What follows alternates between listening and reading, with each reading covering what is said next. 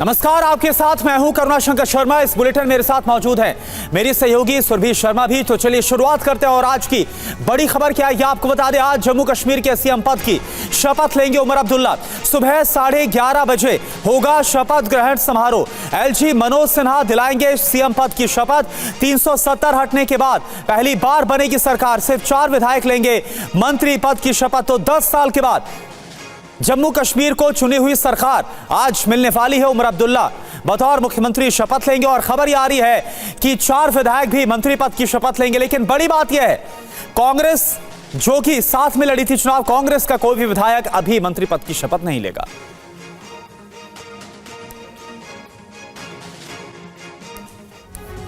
तो शपथ ग्रहण में शक्ति प्रदर्शन देखने को मिलेगा। कैसे आपको बताते हैं। इंडिया ब्लॉक के 50 वीवीआईपी मेहमान देखने को मिलेंगे। कौन कौन मौजूद रहेगा? राहुल गांधी नेता प्रतिपक्ष मौजूद रहेंगे। इसके अलावा प्रियंका गांधी कांग्रेस महासचिव और कांग्रेस के अध्यक्ष मल्लिकार्जुन खड़गे भी उमर अब्दुल्ला के शपथ ग्रहण समारोह में मौजूद रहेंगे। साथ साथ शिवसेना यूबीटी के अध्यक्ष उद्धव ठाकरे, एनसीपी एससीपी की सांसद सुप्रिया सुले, ममता बनर्जी पश्चिम बंगाल की मुख्यमंत्री, ये वो तमाम बड़े चेहरे, अरविंद केजरीवाल, लालू प्रसाद यादव, अखिलेश यादव, ये तमाम बड़े चेहरे इंडिया ब्लॉक के जो मौजूद रहेंगे। चलिए अब सीधी तस्वीरें आपको दिखाते हैं। एसके आईसीसी का रुख करते हैं संवाददाता इरफान कुरैशी इस वक्त वहां से हमें ज्वाइन कर चुके हैं। और इरफान, संभव हो तो सबसे पहले सीधी तस्वीरें दिखाएं, पूरे कार्यक्रम के बारे में बताएं, कौन कौन मौजूद होगा ये भी जानना महत्वपूर्ण।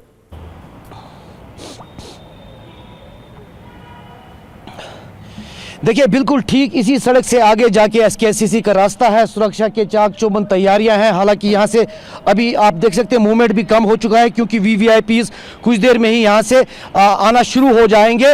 और शपथ ग्रहण में करीबन 50 से ज़्यादा वीवीआईपीज मौजूद होंगे, जिसमें इंडिया ब्लॉक के दिग्गज नेता राहुल गांधी, मल्लिकार्जुन खड़गे, ममता बनर्जी और लालू प्रसाद यादव को लेकर कई अरविंद केजरीवाल जैसे नेताओं को इनवाइट किया गया है। लेकिन फिलहाल यहाँ लालू प्रसाद यादव और उनके साथ अन्य उनके पार्टी के नेता पहुंच चुके हैं। प्रियंका गांधी को भी हालांकि इनवाइट किया गया था, लेकिन वो नहीं आ रही है। लेकिन राहुल गांधी को लेकर ये फिलहाल कांग्रेस की तरफ से बताया गया है कि वो आ सकते हैं, क्योंकि 11:30 शपथ ग्रहण का जो सेरेमनी है वो शुरू होगा। दूसरी बड़ी खबर ये भी है, जैसा आप बता रहे थे कि कांग्रेस बाहर से ही समर्थन दे सकता है और आज 4 ही विधायक मंत्री पद की शपथ ले सकते हैं। ये भी लगातार फिलहाल सूत्रों के हवाले से TV9 को जानकारी मिल रही है। तो कहीं ना कहीं एक बड़ा पावर शो होगा और महत्वपूर्ण आज का दिन है जम्मू कश्मीर के हवाले से, क्योंकि 10 साल बाद जम्मू कश्मीर में सरकार बन रही है। उसके चलते 9 जो मंत्री है उनको शपथ दिलानी है। तो ये देखना बहुत अहम होगा कि क्या कांग्रेस बाहर रहकर ही शपथ देगी, क्योंकि कांग्रेस में एक जो मिनिस्ट्रियल बर्थ मिल रहा था उसको लेकर मंथन नहीं हो पाया है। बिल्कुल, कुछ देर बाद कांग्रेस की तरफ से भी स्पष्ट किया जाएगा कि क्या वो बाहर रहकर ही सपोर्ट देंगे। बिल्कुल इरफान, तो सरकार गठन से पहले ही ये जम्मू कश्मीर से बहुत बड़ी खबर आ गई कि तालमेल नहीं बैठ पा रहा है कांग्रेस और नेशनल कॉन्फ्रेंस के बीच में, और बाहर से समर्थन हो सकता है कांग्रेस का। एक और बड़ी खबर, उमर सरकार के शपथ से पहले ये बहुत बड़ी खबर, सरकार में शामिल होने पर कांग्रेस आज फैसला लेगी। आज कांग्रेस का कोई एमएलए मंत्री पद की शपथ अभी नहीं लेगा। राहुल गांधी से मुलाकात करेंगे जम्मू कश्मीर कांग्रेस के नेता और इसी के बाद कोई फैसला होगा। सरकार में शामिल होने पर राहुल गांधी से बातचीत के बाद ही कोई फैसला होगा। तो सरकार की रूपरेखा कैसी होगी, अभी इसको लेकर कोई तालमेल नहीं बैठ पाया, यह कहा जा रहा है। तो आज से जम्मू कश्मीर में उमर सरकार। हालांकि 10 खास बातें अब आपके सामने, क्योंकि आपको बता दें डल लेक के किनारे एसके आईसीसी में शपथ ग्रहण को लेकर खबर है। साथ ही 4 विधायक मंत्री पद की शपथ लेंगे। इसके अलावा उपराज्यपाल मनोज सिन्हा शपथ दिलाएंगे। 50 खास मेहमानों को न्योता दिया गया है। फिलहाल इनका पहुंचना भी शुरू हो चुका है। लेकिन महत्वपूर्ण ये कि 10 साल बाद सत्ता में एनसी की वापसी हो रही है।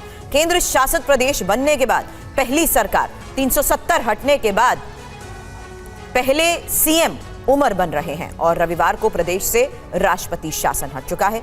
सोमवार को एलजी ने सरकार बनाने का न्योता दिया और नई सरकार में पूर्ण राज्य का दर्जा दिलाने की चुनौती। और देखिए इरफान इस वक्त हमारे साथ लाइव जुड़े। इरफान, ये जो बहुत बड़ी जानकारी सामने आ रही है और आपने बताया कि कांग्रेस अभी फिलहाल बाहर से ही समर्थन देगी, ये मन बनाया गया है, तालमेल नहीं बैठ पा रहा है। लेकिन अगर ये खटास जारी रहती है तो ये उमर अब्दुल्ला के लिए चिंता की बात हो सकती है, क्योंकि अपने दम पर तो नेशनल कॉन्फ्रेंस के पास भी बहुमत नहीं है।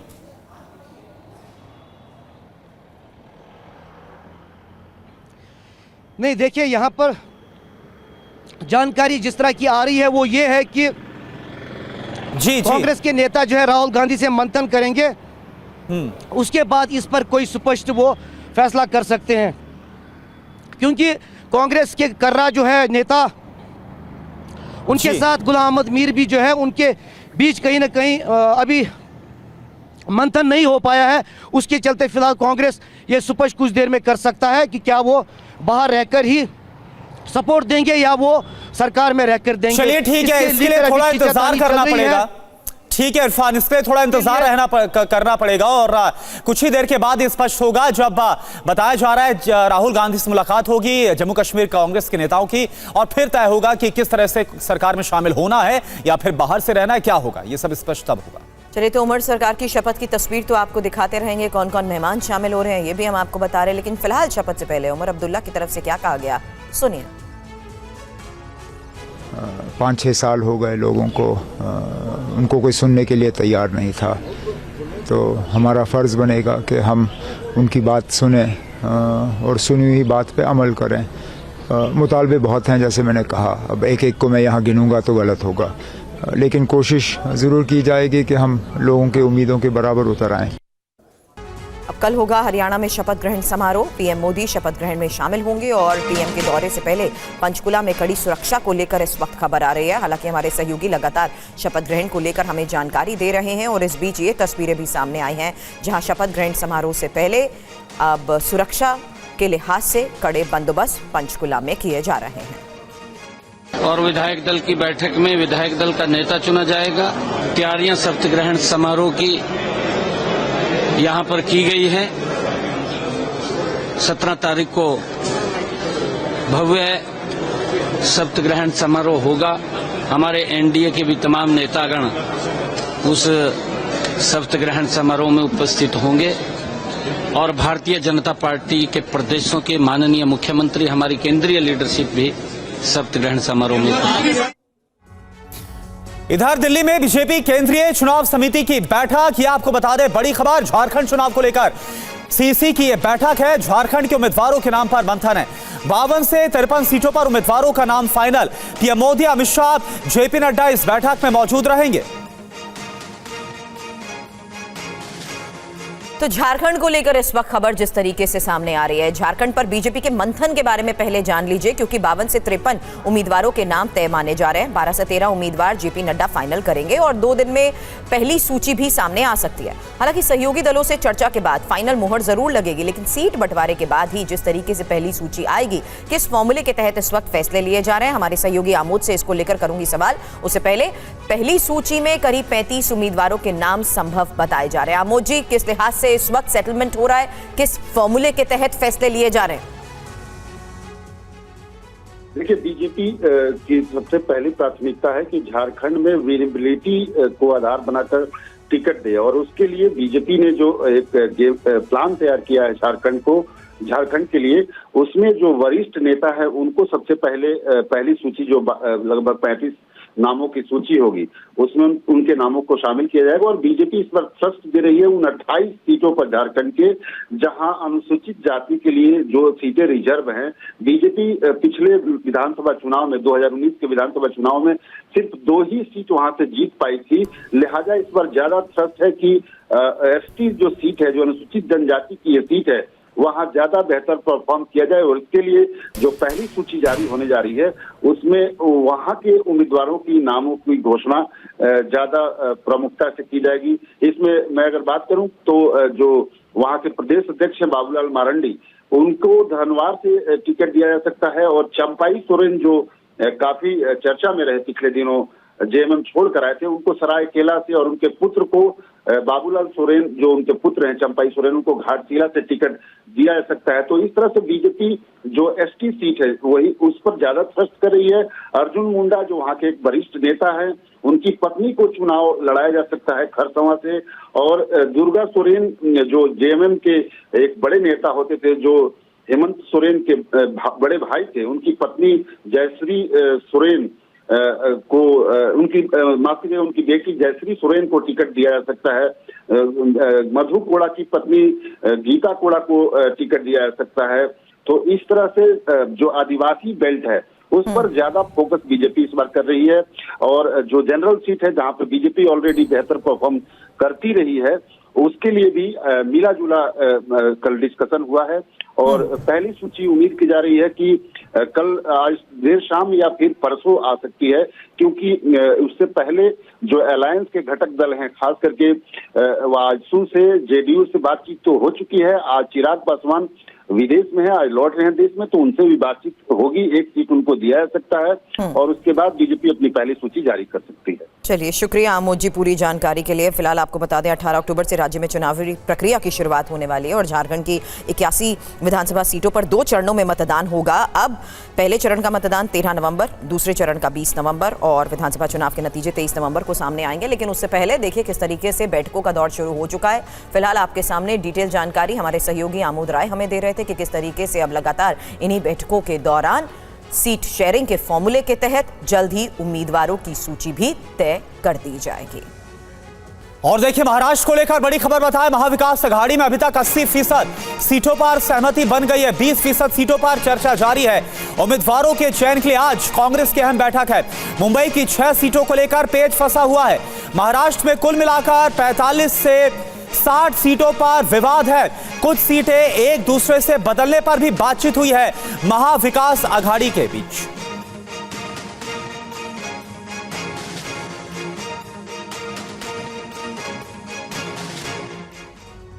तो अब एमवीए के सीट फॉर्मूले के बारे में जानकारी आपके सामने, क्योंकि 288 को देखते हुए ये आंकड़े आपके सामने हम रख रहे हैं। कुल सीटें 288 हैं। 220 सीटों पर सहमति को लेकर भी खबर आ रही है और 68 सीटों पर चर्चा जारी है। अब इसमें इंपॉर्टेंट ये है कि किस तरीके से आने वाले वक्त में किस आधार पर बड़े फैसले लिए जाएंगे।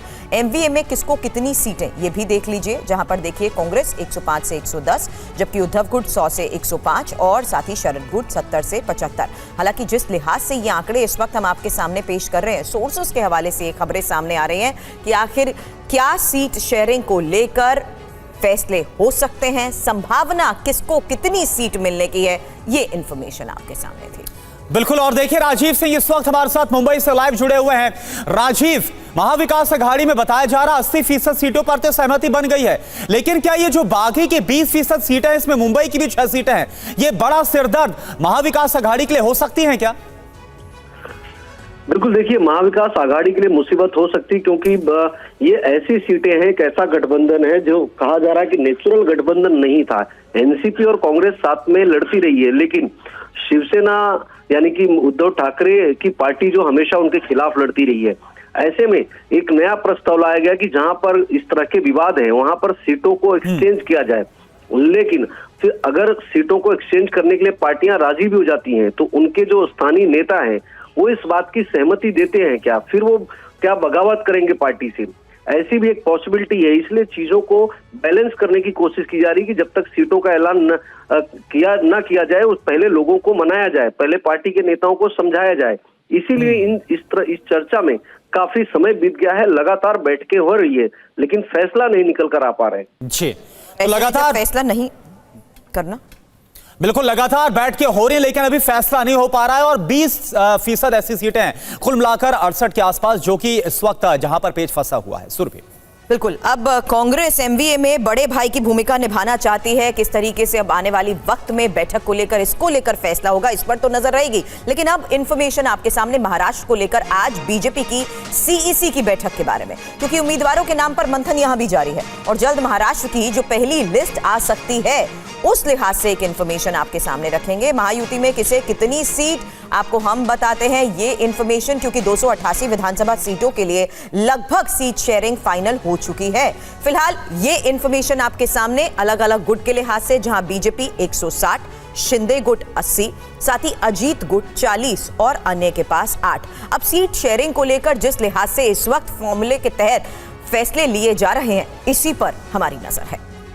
तो बिल्कुल ये जो चुनावी युद्ध है ये महाविकास वर्सेस महायुति का है। तो महायुति का सीट फॉर्मूला क्या सामने आ रहा है, कैसे सब कुछ तय हो गया है ये बताया जा रहा है। अगर बीजेपी की बात करें तो कहां की जो सीटें हैं वो जाती हुई नजर आ रही है। जो फॉर्मूला तय हुआ विदर्भ, कोंकण, उत्तर महाराष्ट्र और मुंबई मेट्रोपॉलिटन की जो सीटें, यहां से बीजेपी अपने उम्मीदवारों को उतार सकती है। शिंदे गुट की बात करें तो मुंबई मेट्रोपॉलिटन, मराठवाड़ा और जो कोंकण के इलाके ये शिंदे गुट के पास जाता हुआ नजर आ रहा है। अजित गुट के पास 40 सीटों की बात कही जा रही कि 40 सीटों पर अजित गुट अपने उम्मीदवार उतार सकता है। और वो कहां से हो सकते हैं? मराठवाड़ा और पश्चिमी महाराष्ट्र से सोर्सेस हमें जानकारी दे रहे हैं। आज की एक और बड़ी खबर प्रियंका गांधी के चुनावी मैदान में एंट्री को लेकर है। आपको बता दें वायनाड से लोकसभा चुनाव प्रियंका गांधी लड़ेंगी और कांग्रेस ने प्रियंका गांधी के नाम का ऐलान किया है। 13 नवंबर को वायनाड में लोकसभा उपचुनाव और उससे पहले प्रियंका के इस राजनीतिक सफर को लेकर खबर जाननी जरूरी है। फिलहाल वायनाड से लोकसभा चुनाव की तैयारी में है प्रियंका।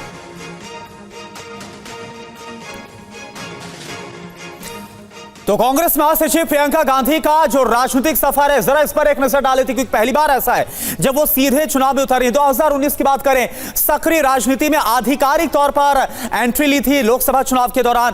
कांग्रेस महासचिव का पद उस दौरान संभाला था प्रियंका गांधी ने। 2019 में लोकसभा चुनाव प्रचार में काफी अहम भूमिका निभाई थी। खासतौर पर यूपी कांग्रेस के लिए ग्राउंड लेवल पर प्रियंका गांधी ने काम किया था, यह हमने देखा था। यूपी चुनाव का मोर्चा संभाला था। 2022 विधानसभा चुनाव की बात करें, महिलाओं पर खास तौर पर प्रियंका गांधी का फोकस था। लड़की हूं, लड़ सकती हूं का नारा काफी प्रचलित भी हुआ और साथ ही हिमाचल चुनाव को लीड भी किया था। 2022 में हिमाचल चुनाव को प्रियंका गांधी ने और कांग्रेस को हिमाचल में शानदार जीत मिली और सुखू सीएम बने। अब देखिए 2024 की बात करें, यानी इस साल क्या हुआ। अमेठी, रायबरेली के लिए जमकर चुनाव प्रचार किया, यहां का जिम्मा मिला था प्रियंका गांधी को। दोनों सीटों पर कांग्रेस पार्टी की जो जीत है वो शानदार तरीके से। और अब वायनाड के लिए जो लोकसभा उपचुनाव हो रहा है इसके लिए प्रियंका गांधी का नाम फाइनल हुआ है। और आइए अब आपको सुनाते हैं कि अमेठी से कांग्रेस सांसद केएल शर्मा वायनाड से प्रियंका गांधी के चुनाव लड़ने पर क्या कह रहे हैं। जीत तो हम लोग आश्वस्त का है, जीती है, आश्वस्त की और बात ही नहीं है, इसे लिख लीजिए आप। जीत तो हम लोग आश्वस्त का है, जीती है, आश्वस्त की और बात ही नहीं है, इसे लिख लीजिए आप। और चलिए बात करते हैं बहराइच हिंसा की बड़ी खबर। बहराइच में रामगोपाल मिश्रा हत्याकांड मामले में आरोपियों की तस्वीर सामने आई है। पहली बार टीवी पर हत्याकांड में नामजद आरोपियों की तस्वीर आई है सामने। हमले वाली छत से आरोपियों की फोटो आई है सामने। ये देखिए वही छत है जहां पर इस पूरे हत्याकांड को अंजाम दिया गया था। रामगोपाल मिश्रा जो यहां पर मौजूद था, कैसे आरोपियों ने उसकी हत्या की थी और उसके बाद उसको घसीटते हुए वहां से नीचे ले गए थे। अब जो आरोपियों की तस्वीर है वो सामने आई है।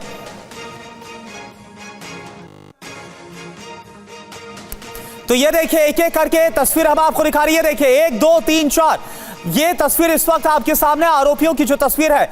आरोपी अब्दुल हमीद अपने बेटों के साथ छत पर मौजूद था उस दौरान। ये देखिए तस्वीर आप देख रहे हैं अब्दुल हमीद की। अब्दुल हमीद के साथ उसके दोनों बेटे भी वहीं पर मौजूद आपको नजर आ रहे हैं। अब्दुल हमीद के साथ सरफराज और फहीम का नाम भी एफआईआर में दर्ज है। चलिए तो बहराइच में जो स्थिति इस वक्त बनी हुई है, पिछले कई घंटों से मौजूदगी हमारे सहयोगी विपिन चौबे की बहराइच में है, जो लगातार मामले की इन्वेस्टिगेशन परिवार वालों तक के संपर्क में रहे हैं। लेकिन अब जिस तरीके से इस पूरे मामले पर यह तस्वीर सामने आई है, विपिन ने हम तक ये तस्वीर पहुंचाई है। विपिन, एक और सबूत, एक और ऐसा वीडियो जिससे साफ हो रहा है कि आखिर इनकी प्लेसमेंट कैसे थी, किस तरीके से वहां पर अचानक हालात बिगड़ते रहे, कौन कहां पर मौजूद रहा, किसकी क्या भूमिका रही, उसी के लिहाज पर तो पूरे मामले की इन्वेस्टिगेशन हो रही है और ये उसी का सबूत।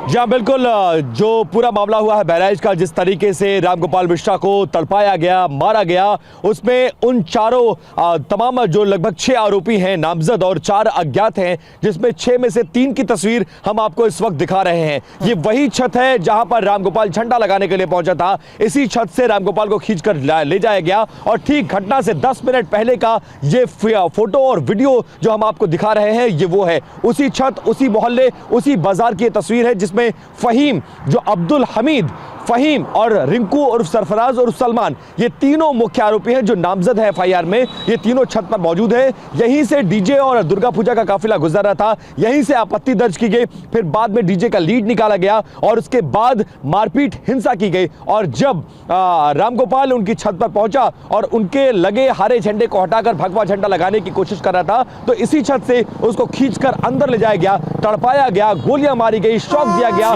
चाकुओं से गोदा गया और गोली मारकर उसकी हत्या कर दी गई। ये पहला साक्ष्य और सबूत, ये पहली तस्वीर है इन आरोपियों के हत्याकांड को अंजाम देने के बाद जो सुपर एक्सक्लूसिव टीवी 9 भारतवर्ष आपको दिखा रहा है। और ये इस पूरे हत्याकांड के इन्वेस्टिगेशन में एक बड़ा सबूत के तौर पर भी देखा जाएगा, क्योंकि अब तक इन आरोपियों की कोई तस्वीर सामने नहीं आई थी। पहली बार इन आरोपियों की फोटो टीवी चैनल पर हम दिखा रहे हैं, जिसमें अब्दुल हमीद, उसका बेटा फहीम और उसका बेटा रिंकू और सरफराज और सलमान, जो फिलहाल तीनों फरार बताए जा रहे हैं, इनको ढूंढने के लिए यूपी पुलिस तमाम जिलों की खाक छान रही है। एसटीएफ की 4 टीमों को लगाया गया है। बिल्कुल विपिन, और देखिए एक और बड़ी खबर जो आपने भेजी, इसका भी हम रुख कर रहे हैं। एक बार फिर से आपके पास आ रहे विपिन, इस खबर को हम बता दें एक बार पहले। रामगोपाल मिश्रा की मौत का मामला, रामगोपाल की जो पोस्टमार्टम रिपोर्ट है, इससे क्या खुलासा हो रहा है?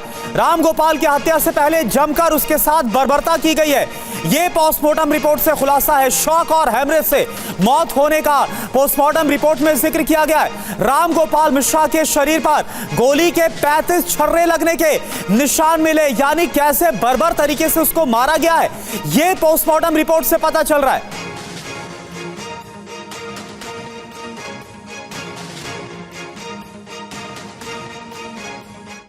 मामले की जांच के तहत अब पोस्टमार्टम रिपोर्ट बहुत अहम है। रामगोपाल की हत्या और पोस्टमार्टम रिपोर्ट से हुए खुलासे के बारे में जानकारी, क्योंकि मारने से पहले रामगोपाल को तड़पाया गया, शरीर पर गोली के 35 छर्रों के निशान हैं, पैर के नाखूनों को खींचकर बाहर निकाल दिया गया, मारने के बाद उसे करंट भी लगाया गया था, आंखों के पास किसी नुकीली चीज से गहरा वार किया गया, ज्यादा खून बहने और शौक से ही मौत की बात इसमें कही गई है। अब विपिन, पोस्टमार्टम रिपोर्ट में हुए खुलासे के साथ ये बर्बरता का भी एक और सबूत सामने।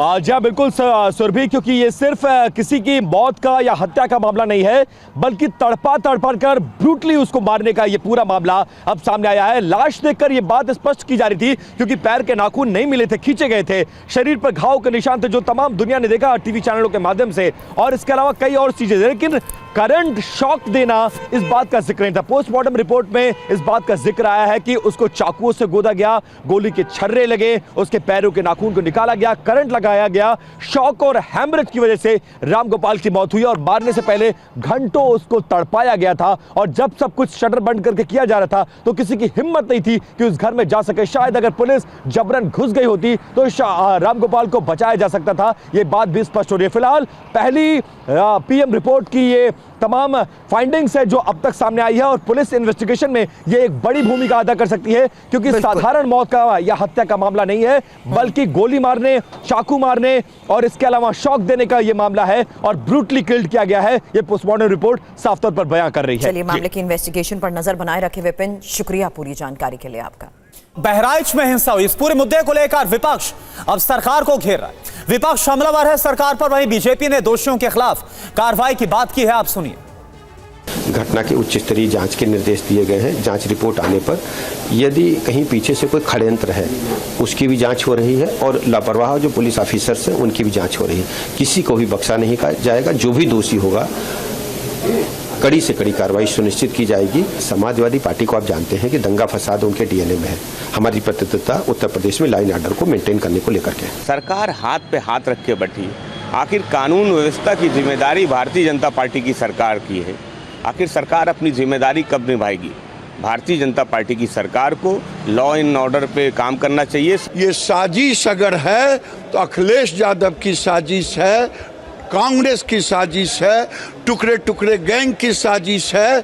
इनके पेट में दर्द होता है, इनकी जुबान नहीं खुलती जब बहराइच जैसी घटना होती। ये पूरी तरीके से सरकार की फेलवर है और जंगल राज कायम है। पूरे प्रदेश में आज कानून व्यवस्था ध्वस्त है, रेप हो रहा है, दंगे हो रहे हैं, सब चीजें ध्वस्त, उसको छिपाने का काम कर रहे हैं।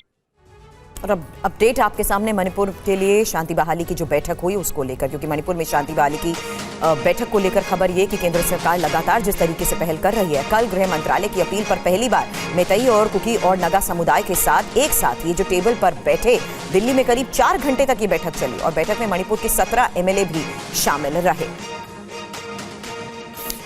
तो बीते साल से बात करें तो राज्य में 17 महीने हो गए हिंसा जारी और अंकुश के लिए अब गृह मंत्रालय के सुझाव पर बड़ी बैठक हुई है जो 4 घंटे तक चली है। इसमें मैतेई समुदाय से 9 और कुकी के 5 और नागा समुदाय के 3 विधायक शामिल हुए। इस बैठक में सर्वसम्मति से राज्य के सभी समुदायों से हिंसा का रास्ता छोड़ने की अपील करने का फैसला लिया गया है। इस मीटिंग में मैतेई और कुकी समुदाय के बीच मतभेद को दूर करने पर बातचीत हुई है।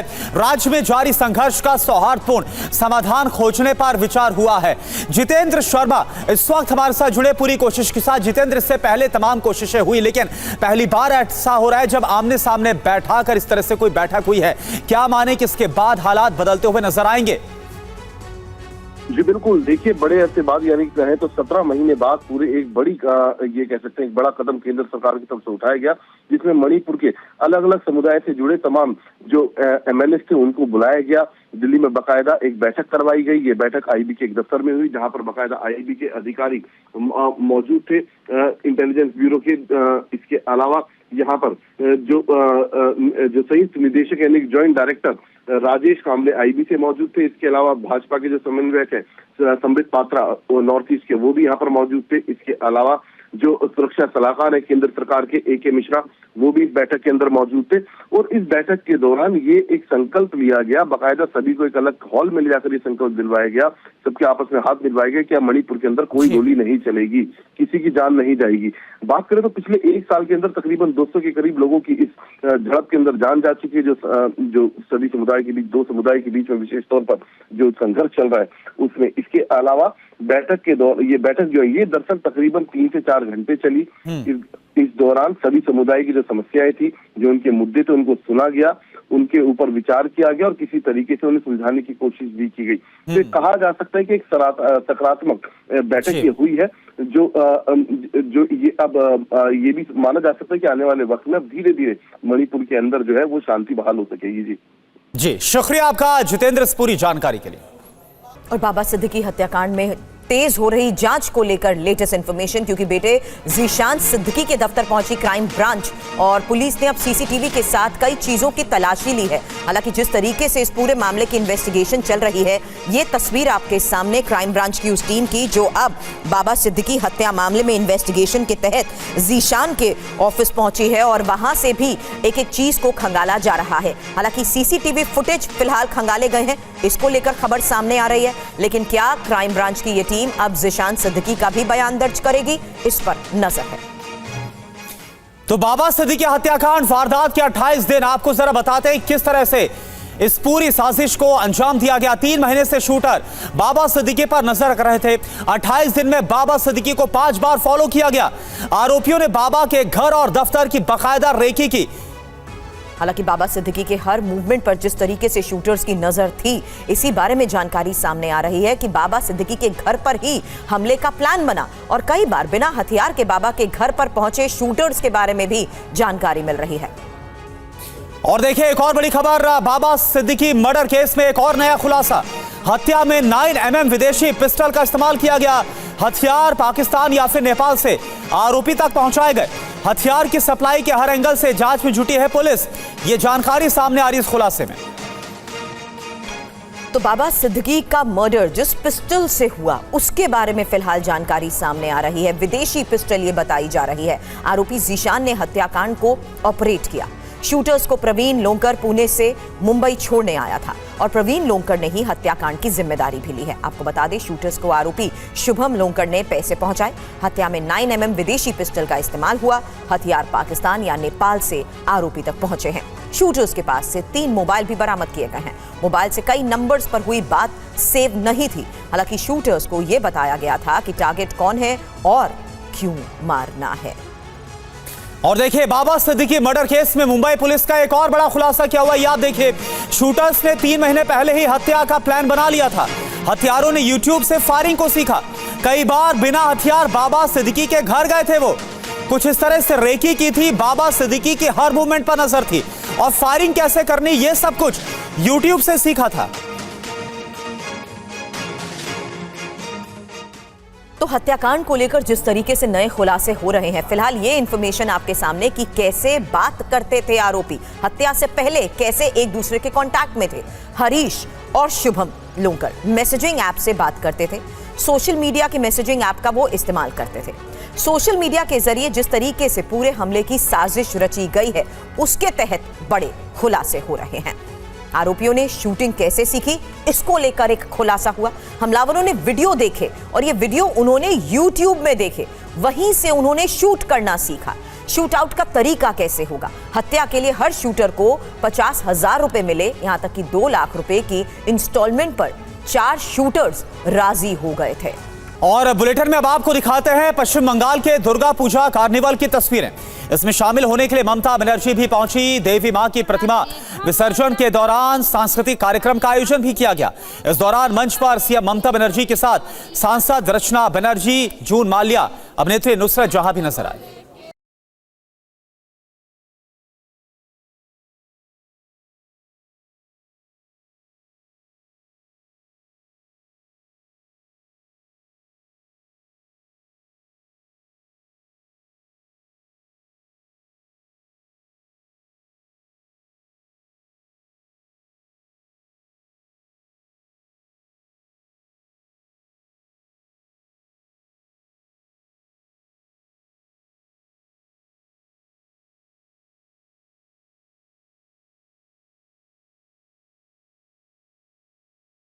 तो ये देखिए दुर्गा पूजा कार्निवल की तस्वीर आपको दिखा रहे हैं। सीएम ममता बनर्जी का अलग अंदाज और कार्निवल में किस तरह से ये देखिए खूबसूरत यहां पर सांस्कृतिक कार्यक्रम भी पेश किए गए और सीएम ममता बनर्जी के साथ संगीत की लय पर किस तरह से जो वहां पर तमाम अलग कलाकार है वो नजर आ रहे, परफॉर्मेंस दी उन्होंने।